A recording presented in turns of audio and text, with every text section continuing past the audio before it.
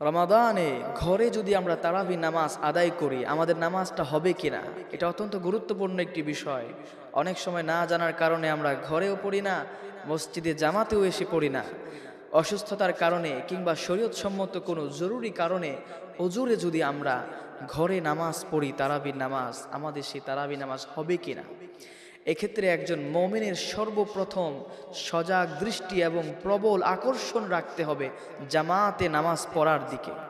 কারণ বিশ্বনবী সাল্লাল্লাহু আলাইহি সাল্লাম বলেছেন, সালাতুল জামাতি তাফদুলু মিন সালাতিল ফাজরি বি27 দারাজা।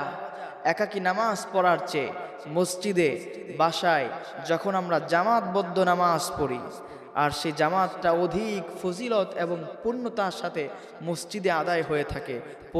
পরিবেশগত কারণে এবং বিভিন্ন পারিপার্শ্বিক কারণে মসজিদে আমরা খুব নিরিবিলি জামাত পড়তে পারি। আর রাসূলুল্লাহ সাল্লাল্লাহু আলাইহি সাল্লাম বলেছেন, কোনো মানুষ যখন একাকী নামাজ পড়ার চেয়ে জামাতে নামাজ পড়াটাকে প্রাধান্য দেয়, তো আল্লাহ পাক তার আমল নামায় 27 গুণ বেশি সওয়াব দান করে দেন। সুবহানাল্লাহ। তাই আমরা যদি কখনো শরীয়তসম্মত উজুরের কারণে ঘরে তারাবি নামাজ আদায় করি, একাকী আমাদের নামাজ হয়ে যাবে। তবে আমাদের উচিত যেখানেই থাকি জামাতের নামাজ পড়ার প্রতি হৃদয়কে উদ্বুদ্ধ করা, আমাদের বন্ধু বান্ধবকে জামাতের প্রতি উদ্বুদ্ধ করা। আল্লাহ পাক আমাদেরকে বুঝদান করুন।